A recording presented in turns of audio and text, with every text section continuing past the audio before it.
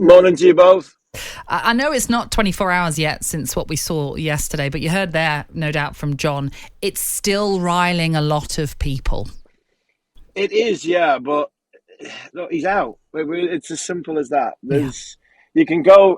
The spirit of the game is only. It only works when the side you're on, you feel hard done by. Jonny Bairstow, to be fair, I love Jonny Bairstow. I think the world of him. But he made a mistake. He left his crease. You can't leave your crease. Under 11s at all. Don't leave your crease. End of the over, yes. The only thing from Ben's point of view, when Ben was saying the spirit of cricket, is had the umpire sort of called over, had he made the gesture to move away from the over, then you've got a little bit of a grey area. But the umpire stood still. Jonny Bairstow was in his crease with both feet where Alex Carey let go of the ball.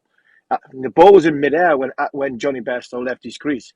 You can see he scratched it, you can see he was in, or whatever you want. But at the end of the day, Jonny Bairstow did it to Steve Smith. Steve Smith was out of his crease when he was batting. Jonny Bairstow caught the ball and threw the ball to stumps. That's exactly what Alex Carey did. I'm the biggest patriotic England fan that you could ever find. But at the end of the day, Jonny Bairstow should never have left his crease. And he did it 3 or 4 times. So Alex Carey decided, right, I'm going to throw the ball to stumps. And he actually timed it perfect. The ideal scenario would have been he missing the stumps, and then Jonny would have had a warning not to be as dozy as he did. Mm-hmm. But for me, look, spirit. It's not spirit of the game because it's within the laws of the game. It only comes that spirit side of it when it's great, contentious area when your side gets hard done by. Army, you've been out. Just to finish off on that, there's a lot has been made of this incident. That incident didn't lose England a test match. No, England had the best of their conditions.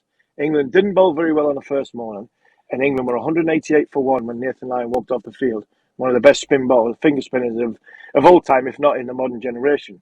England had chances to win that game, and if it wasn't for the heroics of Ben Stokes later on yesterday afternoon, then England would have lost heavily, and a lot of questions would have been asked about the England dressing room. Harmy, when you're out on the pitch, you've been out there in them test matches, would the wicketkeeper shout to Jonny Bairstow, Johnny, if you keep doing that, I'm gonna run you out? Warn him. Would that happen?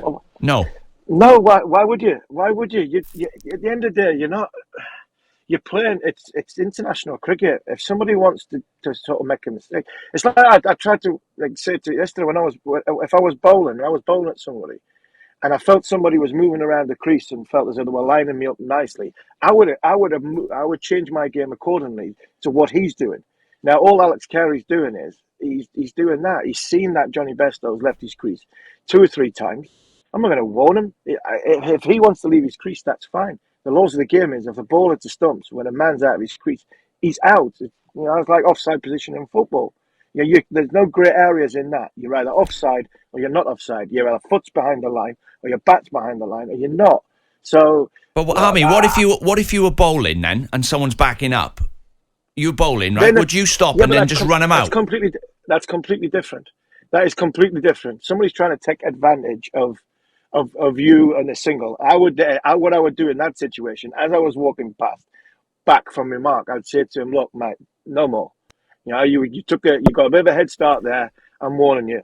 Say to the umpire, "I'm warning you. If he did it again, I would say to him, look, you're taking liberties here. And if again it happened, then you'd be well within your rights to run it out." I don't understand that, Harmy. Why would you warn someone who is trying to take advantage when Jonny Bairstow in his situation was not trying to take advantage? Why would that not be a warning? Why would Australia not? He was leaving his crease. Yes, but he's not trying to gain an advantage. He's thinking the over is over. It's naivety. I understand that. But by what you're suggesting there is if someone's going to take advantage, you're going to warn them. But if someone isn't, you're not going to warn them. Yeah, but the difference, the man-cad is a massive grey area in cricket. Yeah. Stumping's not. It's a mode of dismissal where if somebody bowls a ball and leaves their crease, the ball's been bowled. The ball's already been bowled. If somebody's leaving their crease as a backing up batter, I am not looking to let go. I'm not letting go of the ball before I run him out.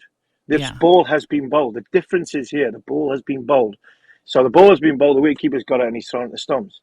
What you're saying is backing up. What's the difference between that? I wouldn't have let go of the ball, so I wouldn't have restarted the game to run that person out.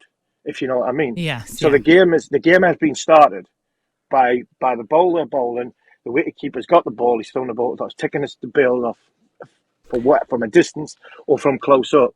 The difference between the mankad who is backing up and taking liberties is the game hasn't restarted because you have run up with the intention of not restarting the game and then throwing the ball at stumps. That's a completely different thing. What has been, I suppose, the saddest part of all of this is the fact we are focusing on that dismissal, and it was yet again another incredible Test match, really reigniting Test match cricket as well. And you'd like to think that the casual fan, or those that aren't even fans at all, but may have switched over because they just heard about the excitement of it all. Now, the atmosphere, it did turn quite hostile. You could even say a little bit toxic. Now, I understand 3 members of the MCC at Lords, have of course been suspended after what happened in the long room. Andrew Strauss, interestingly, on Sky afterwards spoke about the atmosphere and about the booing towards the Australians, the chanting, for example. He said this: it's day 5, and perhaps some people who don't normally come to Lords are here today. Now, when you consider that report that came out not that long ago with regards to cricket and how elitist it is and how there is some institutional racism and, as I say, elitism in that, for Andrew Strauss to come out and say that's quite dismissive of those fans that were there on day 5. Yeah, I get your point, and I think if Andrew had them, I'm not sure he was meaning that it was the regular Lords fan, because it was because it was £25 a ticket. There was different types of fans in. I think I don't know what he was trying to say, but I get your point about the elitism stuff. The biggest thing for me was the MCC inside that pavilion. That was out of order. What happens in the crowd? Look, it doesn't matter whether you're football, rugby, or or cricket. People support their team. People boo. People cheer. You can't control that. The biggest disappointing thing for me in this whole incident was the players' safety going through that members' pavilion should be the paramount thing going. Yeah. And unfortunately, the Australian players didn't feel that way. I'm not sure what Andrew was meaning in relation of saying it was different fans from Lords. Yeah. I get your point. It could be construed it was, again, somebody talking through the sort of elitist eyes, and it'd be interesting to see what Andrew says on that. But when it comes to the long room, some of the stuff's inside the long room, it was really, really disappointing. The crowd, you can't control the crowd. If the stewards feels out, they can throw them out. I didn't really have a problem with booing or having a go at the players and stuff like that. You pay your money, you've got your chance to sort of criticise or cheer or whatever. But for me, I thought the MCC pavilion bit was out of order. For somebody who's gone through it many times, it's an interesting concept that you walk through the crowd to get to the dressing room. I don't think many other sports have got like that, and now they might have to look at it because it's such a great thing. It's a great tradition walking through that long room to go out in the field at the home of cricket.